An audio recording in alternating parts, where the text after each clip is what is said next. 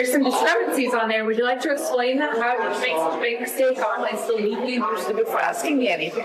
I have? Yes. Well, what about the American people who are wondering how you made such a big I have mistake? explained to the American people. What's the explanation? I have given them the explanation. Do you want to? Wait, did you catch that? She literally just told a reporter, "I don't want to tell you Jack," when asked about a $30 million math error. This isn't just a political spat. It's a full-blown transparency meltdown in the halls of Congress.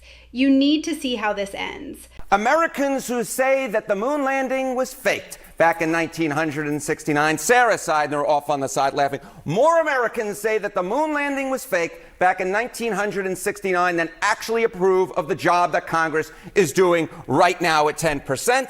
That 10% is equal to the percentage of Americans that believe that the Earth. Look at the data on your screen right now, because this is actually mind-blowing. We're looking at a world where more Americans believe the moon landing was faked or that the Earth is flat than actually approve of the job Congress is doing. Let that sink in for a second. We've hit a 10% approval rating, which is basically rock bottom in the history of modern polling. It's not just a bad week at the office, it's a total collapse of public trust. When you're statistically tied with conspiracy theories that have been debunked for decades, you know the system is fractured. You can see the news anchors almost laughing, but it's a nervous laugh because they realize how disconnected the people in those marble buildings have become from the average person trying to pay their bills. It's wild to think that 90% of the country is essentially looking at DC and saying, no thanks. This level of dysfunction is historic, and seeing it compared to the Flat Earth movement really puts the urgency into perspective. She and her husband, Tim Minette, went from debt to anywhere between $6 and $30 million in 2024. A few weeks ago, a new disclosure was filed stating their combined assets were between $18,000 and $95,000. Her office blamed the discrepancy, as much as $29 million, on an accountant who failed to subtract the liabilities of Minette's businesses. Okay, I need you to focus on these numbers because the accountant error excuse is doing some heavy lifting here. We're talking about a discrepancy that ranges from $6 million all the way up to $30 million, which then somehow shrinks down to $95,000 in a new filing. How do you accidentally lose track of $29 million? Think about your own bank account. If you were off by $20, you'd notice. If you were off by 29 million, the feds would be at your door before lunch. What's really fascinating is the claim that liabilities weren't subtracted correctly. That's a massive gap that suggests either extreme incompetence or something much more calculated. You can see why the Republicans in Minnesota are pushing for this fraud investigation. It's the sheer scale of the shift that makes people stop and squint at the screen. People are tired of the gaslighting when the math simply doesn't add up on paper. The Democratic brand is in the garbage. I mean, you look, Donald Trump's approval ratings are low. The Republicans in Congress, their approval rating is low. The only thing lower, Democrats' approval ratings in Congress. Look at that, 37% approve, 59% disapprove. Republicans in Congress at 41. Even the mainstream outlets are starting to sound the alarm, and you can see why. When they say the brand is in the garbage, they aren't exaggerating for clicks.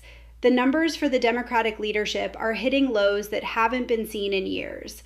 Look at that graphic showing 42% for Trump versus 37% for the Democratic brand. It's a complete inversion of what most analysts predicted. This data visualization shows a deep political fatigue that settled over the country. It's not just one party either. The whole institution is underwater.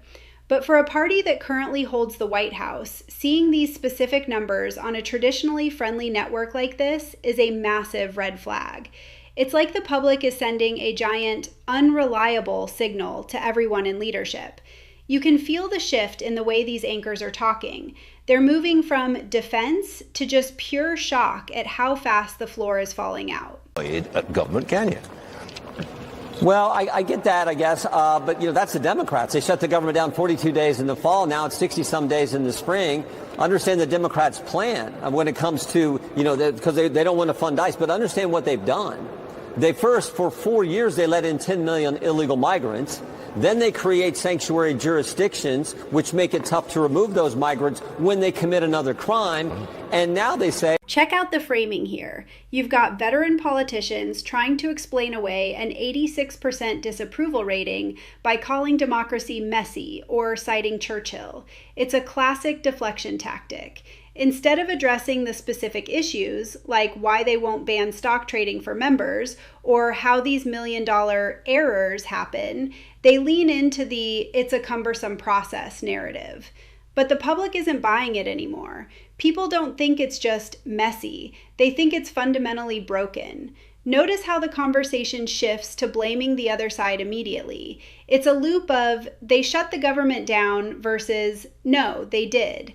Meanwhile, the actual results for the average citizen are non-existent. It's like watching two people argue about who dropped the vase while the house is on fire. This clip perfectly captures the disconnect. A politician explaining why you should be okay with him doing a bad job because democracy is hard. Act passed in March of 2020. And one of the elements of that bill was something called the Meals Act, which was Representative Ilhan Omar's actual bill that she got incorporated into this larger coronavirus package. And that Meals Act is what took the guardrails down. This is the part that doesn't get enough mainstream coverage.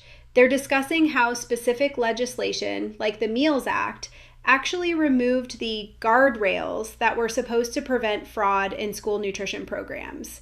When you hear guardrails were taken off, that's political code for "we made it easy for people to take advantage of the system."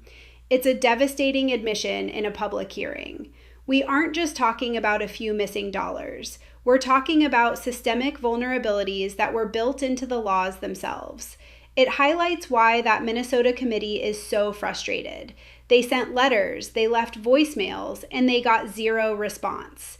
It's one thing to have a policy fail, but it's another thing entirely to skip the hearing where people are asking how the failure happened in the first place. This is where the accountability part of the story really starts to bite.